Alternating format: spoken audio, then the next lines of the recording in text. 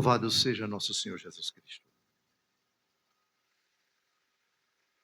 Desceu à mansão dos mortos.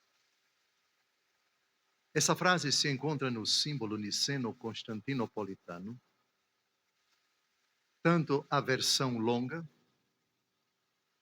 como também na versão breve, aquela que na liturgia da igreja nós recitamos aqui no Brasil. Mansão dos mortos. Uma realidade que, para ser amadurecida na fé de Israel, demorou muito tempo. Deus se revela a um povo com uma mentalidade bem diferente da nossa mentalidade. A história da salvação positivamente começa com o nosso pai Abraão. Num sentido lato, a história da salvação começa antes de o mundo ser criado, porque Deus concebe as criaturas e a salvação delas após o pecado, desde o Ab eterno. Portanto, em Deus, a história da salvação foi desejada, foi querida, foi prefigurada, foi planejada. Mas é com o nosso pai Abraão que temos a saga da intervenção positiva de Deus na história, chamando alguém, dirigindo alguém para uma terra e confiando a ele uma tarefa, ele fazendo uma promessa. Deixa a tua casa, a tua parentela e vai para onde eu te indicar. Eu te farei o pai de uma grande nação, abençoarei os que te abençoarem, amaldiçoarei os que te amaldiçoarem. É óbvio que no ano 1800 a.C., mais ou menos é a data, é o tempo em que viveu Abraão, a concepção de Deus do mundo era bem diferente da concepção dos séculos posteriores. Da concepção, por exemplo, do tempo de Moisés, 600 anos depois de Abraão. E o tempo do profeta Isaías, o exílio, o pós-exílio, século VI, era bem mais amadurecida do que a do tempo de Moisés. E a concepção teológica de Israel nos profetas tardios, os profetas já próximos a nosso Senhor Jesus Cristo, é uma fé bem mais amadurecida. A compreensão a respeito de Deus, do seu plano, das ideias a respeito do desenvolvimento da história e até também da escatologia, das coisas últimas, vai tudo isso amadurecendo e com o passar do tempo, isso é importante para nós compreendermos a leitura dos livros do Antigo Testamento e a dinâmica Antigo e Novo Testamento, para que não cometamos desatinos, para que não cometamos inverdades, anacronismos a respeito de verdades que nós, a partir de nosso Senhor Jesus Cristo, professamos, que não eram cridas, que não eram claras, que não eram bem compreendidas, ideias bem primitivas ainda na fé de Israel. Por que eu estou falando isso? Para entrar em cheio no Sheol hebraico, Hades grego, inferno, infernos latim, inferno português. São realidades que denotam, dependendo dos livros em questão, dos textos em questão, uma ideia mais ou menos evoluída. Por isso, é importante que nós apresentemos a questão desceu à mansão dos mortos com uma pergunta. Antes da ascensão de Cristo ao céu, alguém havia entrado no céu em sentido pleno? Isto é, antes de Jesus subir ao céu, alguém desfrutou da visão beatífica de Deus? Em caso negativo, onde essas pessoas ficaram? onde elas estiveram, onde elas aguardaram, melhor ainda, as almas. E a questão da alma, essa compreensão, essa ideia vai amadurecendo ao longo da fé de Israel. De sorte que quando nosso Senhor Jesus Cristo diz, não temais aqueles que matam o corpo, mas não podem matar a alma, essa concepção não era clara no Antigo Testamento. Pelo menos nos livros mais primeiros, mais antigos, como o Pentateuco, Gênesis, Êxodo, Números, Levítico, Deuteronômio e assim por diante. A ideia da ressurreição, ela é tardia na fé de Israel. A partir do livro do profeta Daniel, aí já se tem clareza a respeito da ressurreição da carne. Mas não vamos ficar com a ressurreição da carne? Voltemos a essa questão. Afinal de contas, Elias, que subiu ao céu num carro de fogo, foi para o céu ou não? A ideia de céu no Antigo Testamento é idêntica à ideia de céu do Novo Testamento? Então precisamos responder essas perguntas. E vamos começar com uma maravilha que já coloca por terra a ideia equivocada de que antes de Jesus subir ao céu, alguém foi para lá. Não foi. João, capítulo 3, versículo 13.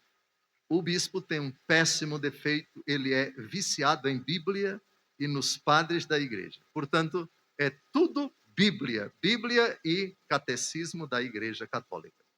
Vamos começar com a frase de Jesus. João, capítulo 3, versículo 13. Frase de Jesus. O contexto é o diálogo com Nicodemos. Ninguém subiu ao céu, senão aquele que desceu do céu, o Filho do Homem. Eu vou repetir. Ninguém subiu ao céu, senão aquele que desceu do céu, o Filho do Homem. Parece que na versão da Bíblia Ave Maria tem algo mais. O Filho do Homem que está no céu. Ou seja, ninguém subiu ao céu, senão aquele que desceu do céu, o Filho do Homem que está no céu. A frase de Jesus é contundente, é lapidar. Ninguém subiu ao céu, senão o Filho do Homem, que desceu do céu. No dia de Pentecostes, o apóstolo Pedro, diante da multidão em Jerusalém, diz, Atos 2, de 34 a 35, Davi, pessoalmente, não subiu ao céu. Todavia diz, o Senhor disse ao meu Senhor, senta-te à minha direita, até que eu ponha os teus inimigos por escabelo dos teus pés. De novo, o cristianismo na linha de Jesus, reiterando o que Jesus disse. Ninguém subiu ao céu. Por quê? Porque o apóstolo Paulo responde na 1 Coríntios, capítulo 15, versículo 20. Cristo ressuscitou dos mortos como primícias dos que adormeceram. Portanto, antes de Jesus, ninguém ressuscitou. É verdade que após a ressurreição de Jesus, vejam o que aconteceu na cidade de Jerusalém. Uma exceção à regra de Jesus em João capítulo 6, o discurso na sinagoga de Cafarnaum, da promessa da instituição da Eucaristia. Quem come a minha carne e bebe o meu sangue, eu ressuscitarei no último dia. A ressurreição é no último dia. Mas o que foi que aconteceu após a ressurreição de Jesus? São Mateus diz em Mateus 27, 52 a 53, na hora da morte de Jesus, na hora ele morreu, os sepulcros se abriram e os corpos de muitos justos ressuscitaram. Saindo de suas sepulturas, entraram na cidade santa depois da ressurreição de Jesus e apareceram a muitas pessoas. Uma exceção. É verdade que a bem-aventurada Virgem Maria, no céu, ressuscitada, foi a única criatura que adentrou no festim dos eleitos. Mas a igreja nunca se pronunciou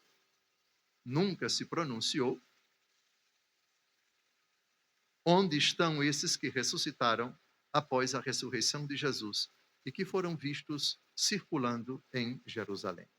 Enquanto a igreja não define, é legítimo você tergiversar, você elucubrar, desde que você salvaguarde o dogma da Assunção de Nossa Senhora. Ela foi é a única ressuscitada no céu. No céu, no céu. Mas não foi a única que ressuscitou. Muito bem.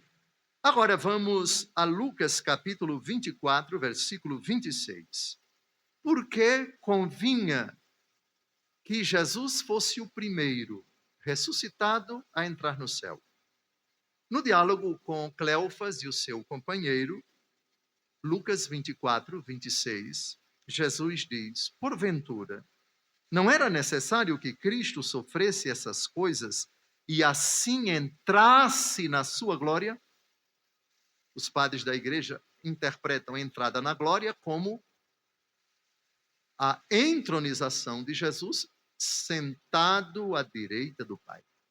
Portanto, Jesus ressuscitado está falando de algo que ainda vai acontecer.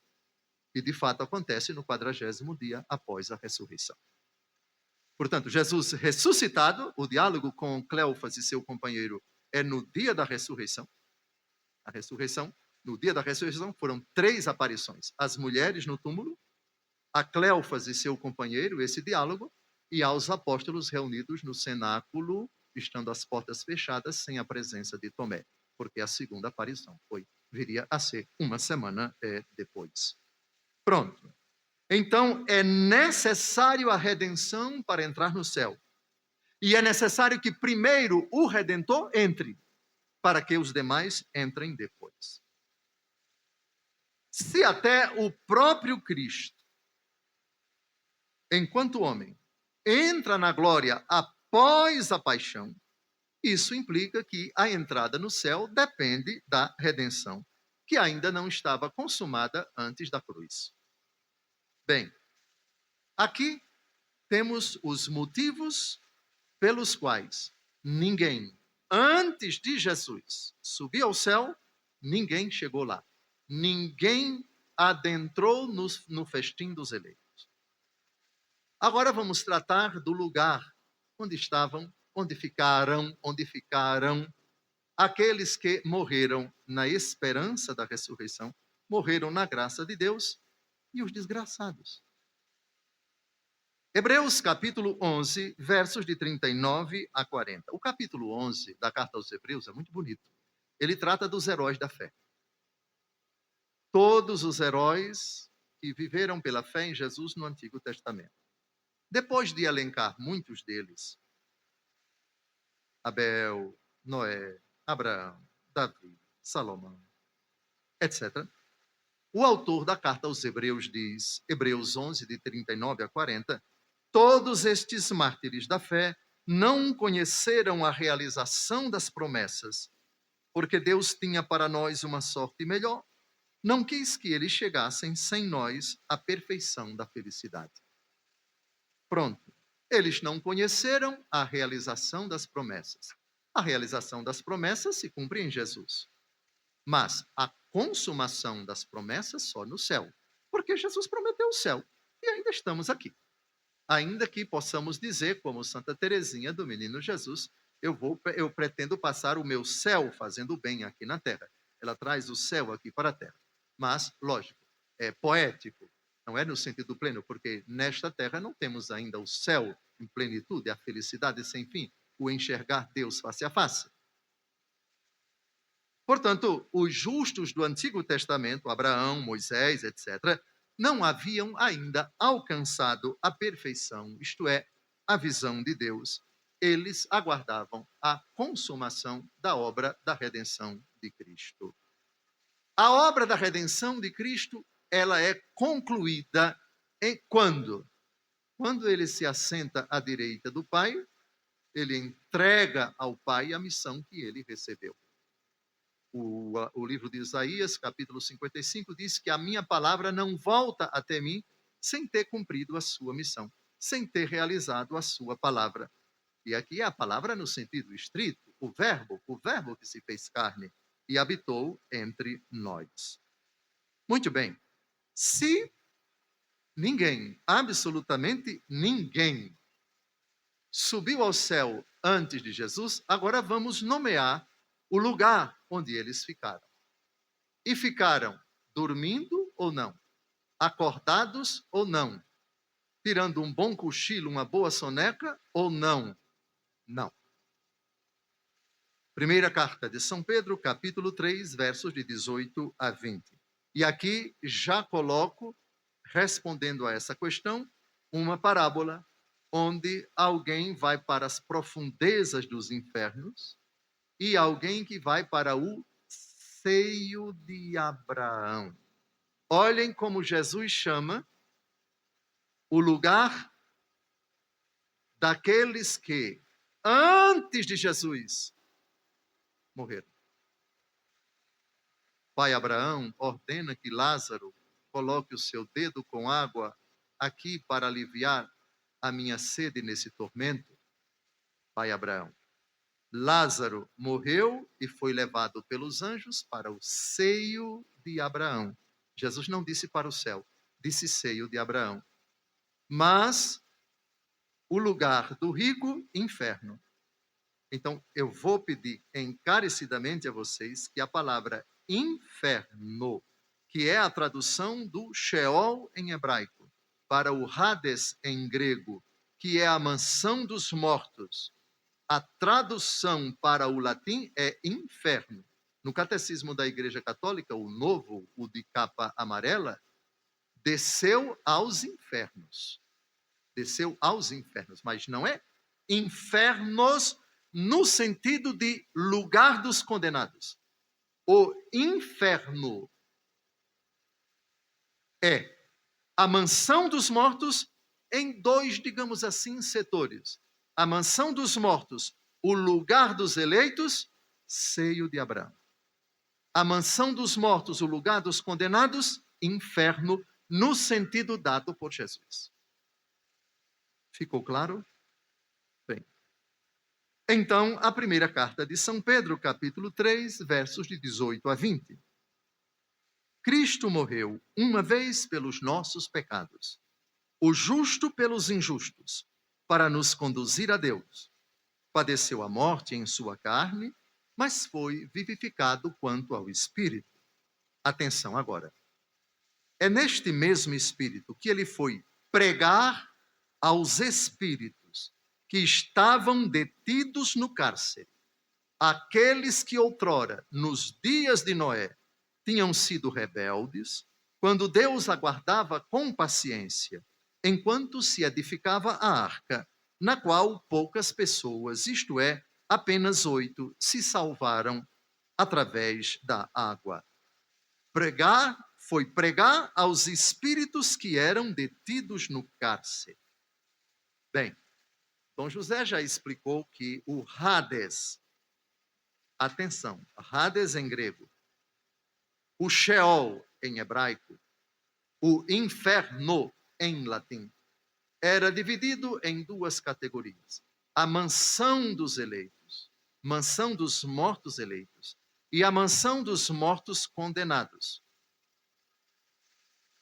Mas aqui, Jesus foi pregar a quem? Não foi pregar aos condenados. Porque os condenados do inferno não saem. Daí a importância de você lembrar a parábola de Lázaro e do rico Epulão. Qual foi, diante do pedido que eu acabei de citar, do rico nas tormentas do inferno ao pai Abraão? Qual foi a resposta de pai Abraão? Primeiro ele chamou de pai. Aí Abraão dá a resposta, filho.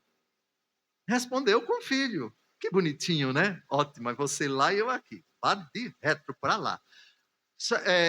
Pai Abraão disse, entre nós e vós existe um abismo. E ele explicou, de sorte que quem está aí não passa para cá. E quem está aqui não passa para aí. Ficou claro?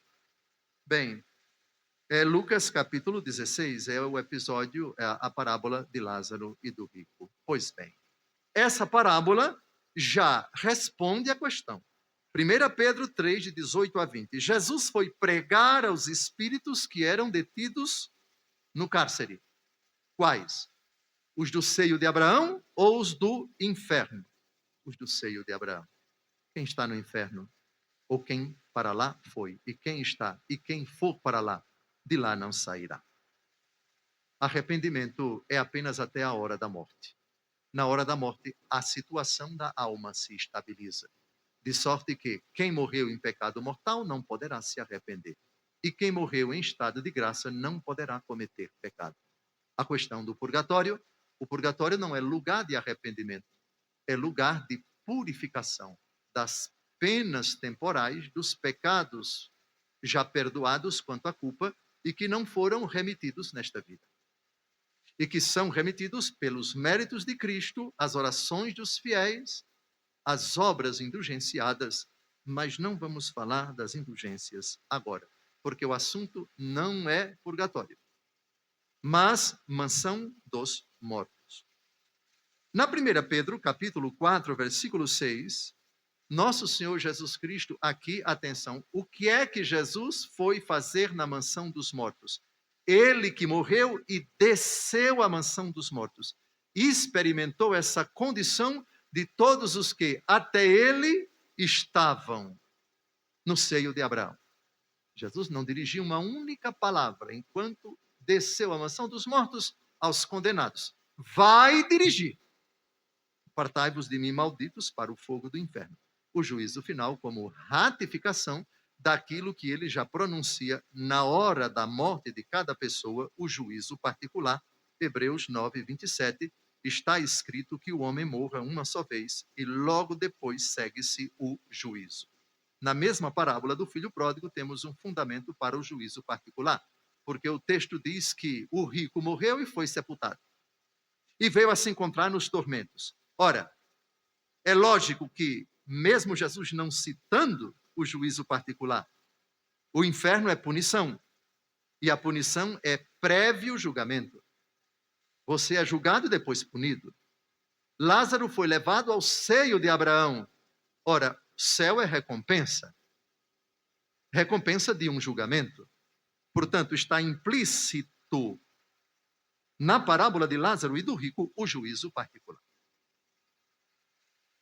1 Pedro, capítulo 4, versículo 6. Pois para isto foi o evangelho pregado também aos mortos, para que, embora sejam condenados em sua humanidade de carne, vivam segundo Deus quanto ao Espírito. Portanto, o que Jesus foi fazer no seio de Abraão, mansão dos mortos dos eleitos, Hades dos eleitos, Sheol dos eleitos, está aqui. 1 Pedro, capítulo 4, versículo 6. O evangelho pregado também aos mortos. No Apocalipse, capítulo 1, versículo 18, temos uma frase do próprio Jesus. Aqui é ele falando: estive morto, e eis-me de novo vivo pelos séculos dos séculos. Tenho as chaves da morte e da região dos mortos. As chaves da morte e da região dos mortos. A chave da morte, ele abriu com sua ressurreição. A chave da região dos mortos, ele mesmo foi apresentar aos próprios falecidos. Bem, aqui está a parte bíblica, e antes de entrar no catecismo da Igreja Católica, e depois vamos ao arremate, eu, como não estou numa homilia, quando eu jogo essa porcaria fora, que as minhas homilias eu não quero saber de tempo, mas aqui não. Aqui eu tenho que obedecer às ordens que vieram de Fortaleza. Se eu passar de 11 horas aqui, a excomunhão lá. Deus me... Não é, Caio? Como vai, Caio? Cadê a creche? Tá. O Caio não tem filhos, não. O Caio tem uma creche. Deus te abençoe, Caio. Alguma dúvida? A questão bíblica? Bem. Portanto, é oportuno você evocar algum texto do Antigo Testamento a respeito do interregno, isto é, do tempo que decorre da época em que o livro foi escrito e a ressurreição de nosso Senhor. Sim, você não pode se fixar na literalidade e tirar o texto. Há um ditado muito bonito: o texto sem o contexto é pretexto. Qualquer coisa a respeito do assunto morte de Jesus, morte dos seres humanos antes de Jesus, você não pode interpretar sem a óptica de Jesus, sem as palavras de Jesus, sem o ensinamento de Jesus. Eu não vim abolir a lei e os profetas, vim levá-los à perfeição. Por isso, trata-se de um assunto que vai desde os seus princípios básicos, desde as suas noções mais antigas. O Antigo Testamento tem coisas realmente antigas, fruto de uma mentalidade própria daquele tempo. Não pode comer sangue, porque o sangue é a alma da pessoa. Acreditava-se que a alma da pessoa estava no sangue. Enfim, lógico que essa noção vai evoluindo para a noção mais espiritual, completamente espiritual da alma, a ponto de nós chegarmos na instituição da Eucaristia. Se o Antigo Testamento proíbe comer sangue de animais, Jesus diz: tomai todos e bebei, este é o cálice do meu sangue. E no capítulo 7 do Evangelho segundo Marcos, Jesus declarava puros todos os alimentos, portanto também o sangue. E como nordestino que eu sou, eu lhes revelo, sendo filmado, apesar disso, que eu gosto muito de sarapatel. Ô comida gostosa, que tem sangue de animais. Vamos então agora ao Catecismo da Igreja Católica, parágrafo 632. As frequentes afirmações do Novo Testamento, segundo as quais Jesus ressuscitou de entre os mortos, já lemos a 1 Coríntios 15, versículo 20, pressupõem que anteriormente à ressurreição ele tenha estado na mansão dos mortos. E acabamos de ver Hebreus capítulo 13, versículo 20. Este é o sentido primeiro dado pela pregação apostólica à descida de Jesus à mansão dos mortos. Jesus conheceu a morte, como todos os homens, e foi ter com eles a morada dos mortos. Porém, ele desceu lá como Salvador, proclamando a boa nova aos espíritos que ali estavam prisioneiros. E o Catecismo cita 1 Pedro 3, de 18 a 19, texto que eu já citei. Portanto, Jesus se encontra com eles, todos despertos, todos aguardando Jesus. Por isso, a parábola de Lázaro e do rico Epulão não deixa dúvidas. Seio de Abraão, ninguém dormindo. E a outra parte, a mansão dos condenados, ninguém dormindo, mas sendo atormentado. Portanto, Jesus leva o anúncio da boa nova para os despertos, todos eles, na mansão dos mortos, nomeada pelo próprio Jesus como seio de Abraão. Parágrafo 633. A morada dos mortos, a que Cristo morto desceu, é chamada pela Escritura infernos, Sheol ou Hades. Como eu disse, praticamente todo o Antigo Testamento foi escrito em hebraico, mas alguns livros foram escritos em grego. E no ano 250, mais ou menos, os judeus que moravam em Alexandria, no Egito, portanto, uma crescente e florescente comunidade judaica, que falava o grego, decidiu traduzir os livros do Antigo Testamento em hebraico para o grego. Somando-se a isso que outros livros também foram escritos em grego. Ora, ao traduzir o Sheol, eles colocaram esse nome Hades. Na mitologia grega, me parece que é Poseidon. Poseidon é o deus dos mares, não é? Ele habita no Hades. isto é, nos abismos do fundo do mar. Pois bem, mas tem Hades também como os abismos da terra, Bem, então, inferno, Sheol, Hades. Porque aqueles que aí se encontravam estavam privados da visão de Deus. Portanto, no seio de Abraão não se contemplava Deus face a face. Tal era o caso de todos os mortos, maus ou justos, enquanto esperavam o Redentor. Mas o Senhor não disse que Jesus não desceu para eles? Disse. Mas os condenados aguardam Jesus, mas não para agora. Jesus não se dirigiu a eles. Jesus foi levar o evangelho àqueles que morreram nessa expectativa, morreram nessa esperança. Os condenados aguardam Jesus para ouvir a sentença. Apartai-vos de mim, malditos, para o fogo do inferno, preparado para o demônio e para os seus anjos. Pois tive fome e não me deste de comer, sede e não me deste de beber, nu e não me vestiste, preso e não me visitaste, enfermo e não fostes ver-me, peregrino e não me acolhestes. Quando foi que te vimos e não te demos, etc. Todas as vezes que deixastes de fazer isto a esses meus pequeninos, foi a mim que o deixastes de fazer. Continuamos a leitura. Ao dizer que eles esperavam tanto maus como justos o Redentor, isso não significa dizer que sua sorte fosse idêntica, como Jesus mostra na parábola do pobre Lázaro recebido no seio de Abraão. Então, Jesus foi pregar para quem? Foram precisamente essas almas santas que esperavam seu libertador no seio de Abraão, que Jesus Cristo libertou quando desceu à mansão dos mortos. Jesus, o catecismo é categórico, é contundente, é lapidar. Jesus não desceu à mansão dos mortos para de lá libertar os condenados, nem para abolir o inferno da condenação.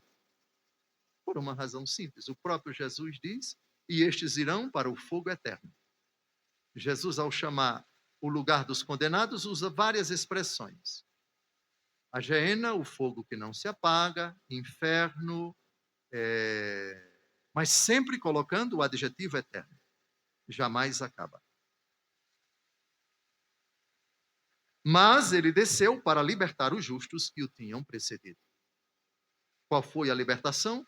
A libertação do jugo da impossibilidade de sair desse lugar.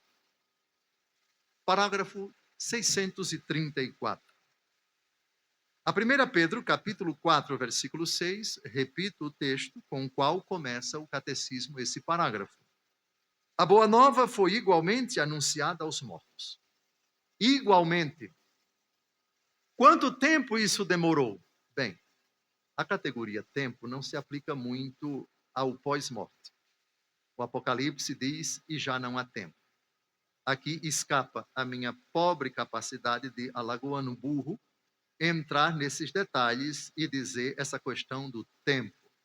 Mas veja, igualmente, foi pregado também aos mortos.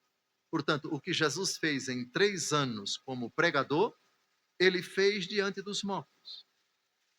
O que ele fez em Nazaré, na Judéia, na Samaria, na Galiléia, em Tiro e Sidônia com a Sirofenícia, em Gadara e em todos os outros lugares, ele fez. Quanto à pregação, não fez nenhum milagre. Não tem sentido nenhum milagre para quem já está eleito, a não ser que você entenda o milagre da ressurreição, o milagre da aparição de nosso Senhor. Mas pregação. A descida à mansão dos mortos é o cumprimento até a plenitude do anúncio evangélico da salvação. A obra de Jesus quanto à pregação ficou concluída quando ele morreu? Sim e não. Ficou concluída para quem estava vivo, mas a missão dele não acabou, porque o que eu vim fazer aqui, eu tenho que fazer com os mortos.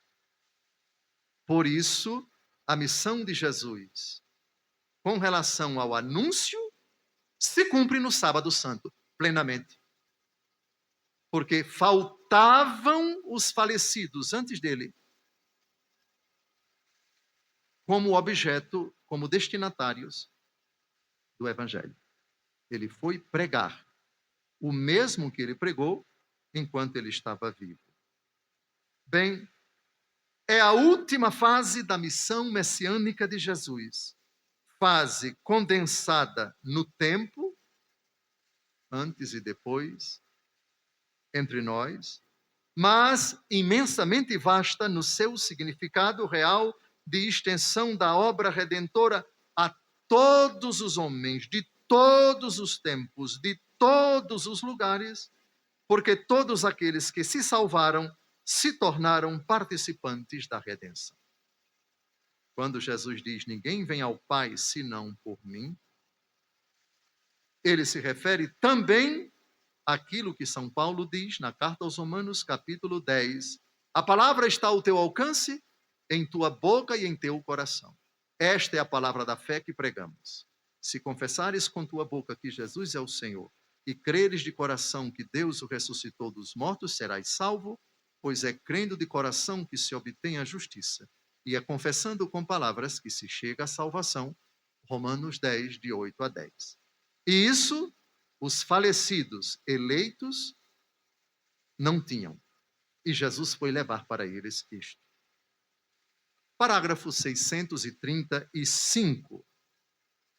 Cristo, portanto, desceu aos abismos da morte, para que os mortos ouvissem a voz do Filho do Homem e os que a ouvissem vivessem. Aliás, em João, capítulo 5, versículo 25, nós temos uma frase de Nosso Senhor que merece aqui ser citada. João 5, 25. Em verdade vos digo, vem a hora, e é agora, em que os mortos ouvirão a voz do Filho de Deus, e os que o ouvirem viverão. Claro que a palavra mortos aqui, de onde há de vir a julgar os vivos e os mortos, tanto pode ser entendida no sentido literal.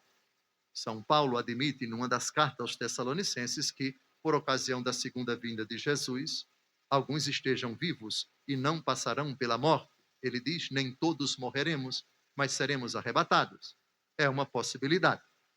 Mas ele aventou a possibilidade, mas ele não se identificou com essa possibilidade, porque ele morreu, e morreu com a cabeça decepada.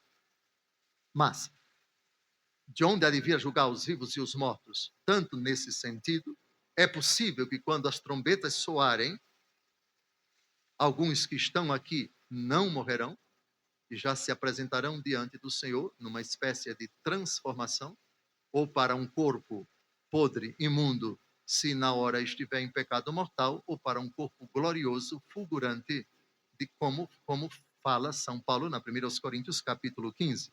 Mas também a palavra mortos no sentido da alma. O pecado mortal causa a alma, a morte da alma, portanto, ele vai vir para julgar os que estão e estarão na graça de Deus, e os que não estiverem na graça de Deus, portanto, vivos os santos, mortos os condenados.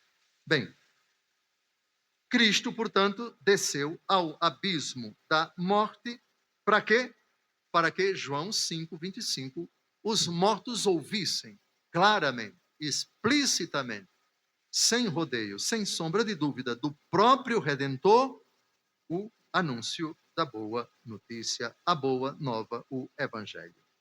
Jesus, o príncipe da vida, pela sua morte, continua o catecismo, reduziu à impotência aquele que tem o poder da morte, isto é, o diabo, e libertou quantos, por meio da morte, se encontravam sujeitos à servidão durante a vida inteira.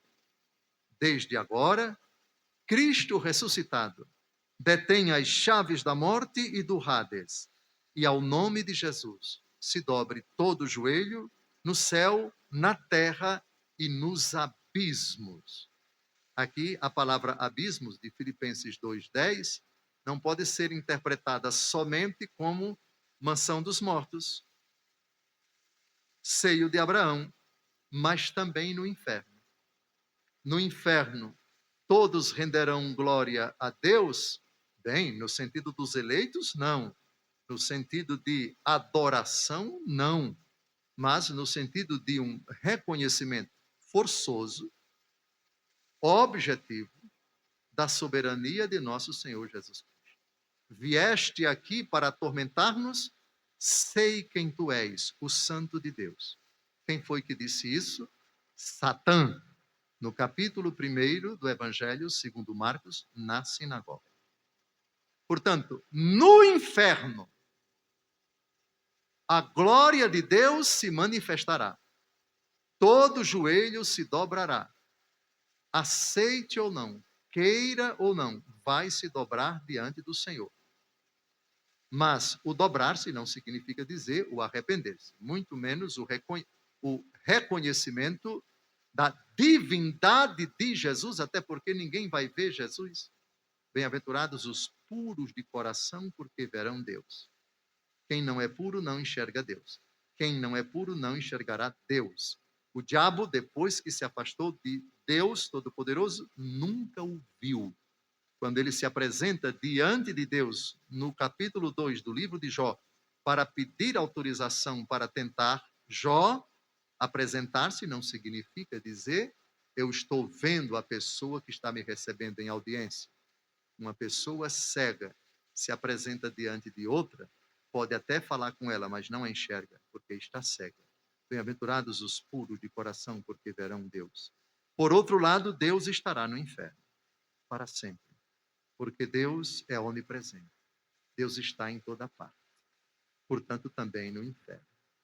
E isso vai ser causa de sofrimento para os condenados. Isto é, dentre muitos outros motivos para eles sofrerem para sempre, sofrerão com a presença de alguém que os ama e que eles rejeitaram esse amor e retribuíram com ódio. E não existe nada mais sofrido para alguém que odeia outra pessoa, saber que essa pessoa lhe ama. Eu não quero sua presença. Eu odeio você. Afaste-se de mim. O seu amor me irrita. Eu odeio o seu amor. Eu blasfemo o seu amor. Eu insulto o seu amor. E a resposta de Deus, Jeremias capítulo 31, versículo 3. Eu te amo com eterno amor. O amor de Deus por Satanás, amor eterno, que não muda jamais. Amor pelos anjos decaídos, amor eterno, que não muda jamais. Portanto, o inferno, trevas completas, onde nenhum deles verá a face de Deus, mas experimentarão, sofrendo, a presença de Deus e do seu amor. Quem diz que o inferno é castigo de Deus no sentido de ele que amava agora passa a odiar, está enganado. A questão do inferno não está num Deus que muda. Malaquias capítulo 3, versículo 6. Eu sou Deus e não mudo. Malaquias 3, versículo 6. Eu sou Deus e não mudo. Malaquias 3, versículo 6. Eu sou Deus e não mudo. Deus não muda nem no inferno. O inferno é a presença de Deus que não é retribuída e causa sofrimento. Alguém que vai por toda a eternidade conviver com essa realidade hedionda. Se pode falar de algo bonito no inferno, é Deus no inferno, porque Ele é onipresente, e Deus amando a criatura que foi criada para ser amada, criada para amar, criada para ir para o céu e que não quis, e que rejeitou. Mas da parte de Deus não há mudança. Por isso, é um sofrimento terrível. Mas eu não vim aqui falar do inferno, eu vim aqui falar da mansão dos mortos. De certa forma, sim, porque por causa da parábola de Lázaro, o rico Epulão está nos tormentos, a mansão dos mortos, dos condenados. Mas Jesus desceu à mansão dos mortos, não foi para falar com nenhum condenado. Vai falar, já tendo falado na hora do juízo particular. Bem, então, Esse é o ensinamento do Catecismo da Igreja Católica sobre a mansão dos mortos. A boa nova aos falecidos, isso significa que, uma vez libertos, eles entraram imediatamente no céu? Ninguém subiu ao céu, senão o Filho do Homem que desceu no céu, que desceu do céu. Só com a ascensão de Jesus e sua entronização no céu, sentando-se à direita do Pai, é que todos entram, ele primícias. E isso se aplica também a São Dimas, para quem Jesus disse: hoje estarás comigo no paraíso. Ora, se não é hoje, certo. Hoje é uma categoria temporal aplicada a esta vida. Terminada esta vida, não existe mais antes nem depois. Também São Dimas precisou esperar Jesus primeiro, depois ele e todos os que morreram na esperança da ressurreição. Eu vou terminar, ainda tenho 16 minutos, pontualidade militar, viu, minha filha? Eu não quero briga com Moisés, Deus me livre. Com uma antiga homilia no grande sábado santo, não sabemos quem foi esse autor, estima-se que essa homilia tem cerca de 1.800 anos, pelo menos 1.800 anos. Ela é bela. Menos de uma página. O que está acontecendo hoje? Um grande silêncio reina sobre a terra. Um grande silêncio e uma grande solidão. Um grande silêncio porque o rei está dormindo. A terra estremeceu e ficou silenciosa, porque o Deus feito homem adormeceu e acordou os que dormiam havia séculos. Deus morreu na carne e despertou a mansão dos mortos. Ele vai, antes de tudo, à procura de Adão, nosso primeiro pai, a ovelha perdida. Faz questão de visitar os que estão mergulhados nas trevas e na sombra da morte. Deus e seu Filho vão ao encontro de Adão e Eva cativos e agora libertos dos sofrimentos. O Senhor entrou onde eles estavam, levando em suas mãos a arma da cruz vitoriosa. Quando Adão, nosso primeiro pai, o viu, exclamou para todos os demais, batendo no peito e cheio de admiração: o meu Senhor está no meio de nós. E Cristo respondeu a Adão e com teu espírito. E tomando-o pela mão, disse: acorda, tu que dormes, levanta-te dentre os mortos, e Cristo te iluminará. Eu sou o teu Deus, que por tua causa me tornei teu filho. Por ti e por aqueles que nasceram de ti, agora digo, e com todo o meu poder, ordeno aos que estavam na prisão, saí, e aos que jaziam nas trevas, vinde para a luz, e aos entorpecidos, levantai-vos. Eu te ordeno, acorda, tu que dormes, porque não te criei para permaneceres na mansão dos mortos. Levanta-te, obra de minhas mãos, eu sou a vida dos mortos. Levanta-te, obra das minhas mãos, levanta-te, ó minha imagem, tu que foste criado à minha semelhança. Levanta-te, saiamos daqui, tu em mim e eu em ti, somos uma só e indivisível pessoa. Por ti, eu, o teu Deus, me tornei teu filho. Por ti, eu, o Senhor, tomei tua condição de escravo. Por ti, eu, que habito no mais alto dos céus, desci à terra, e fui mesmo sepultado abaixo da terra. Por ti, feito homem, tornei-me como alguém sem apoio, abandonado entre os mortos. Por ti, que deixaste o jardim do paraíso, ao sair de um jardim, fui entregue aos judeus e num jardim crucificado. Vê em meu rosto os escarros que por ti recebi, para restituir-te o sopro da vida original.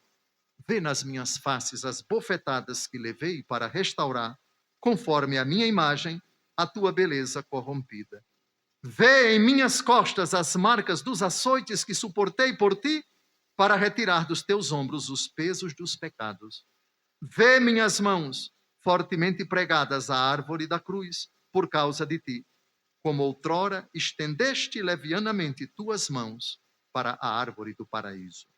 Adormeci na cruz e por tua causa a lança penetrou no meu lado, como Eva surgiu do teu, ao adormeceres no paraíso. Muito bonito, muito bonito. Meu lado curou a dor do teu lado. Meu sono vai arrancar-te do sono da morte. Minha lança deteve a lança que estava voltada contra ti. Levanta-te, vamos daqui. O inimigo te expulsou da terra do paraíso. Eu, porém, já não te coloco no paraíso, mas num trono celeste. O inimigo afastou de ti a árvore, símbolo da vida. Eu, porém, que sou a vida, estou agora junto de ti. Constituí anjos que, como servos, te guardassem. Ordeno agora que eles te adorem como Deus, embora não sejas Deus. Está preparado o trono dos querubins, prontos e apostos os mensageiros, constituído o leito nupcial, preparado o banquete, as mansões, os tabernáculos eternos adornados, abertos os tesouros de todos os bens, e o reino dos céus preparado para ti desde toda a eternidade. Esse texto eu vou passar para o Pedro. Pedro pode multiplicar para todo mundo. O bispo terminou sua colocação. Glória ao Pai, ao Filho e ao Espírito Santo. Um feliz retiro para vocês.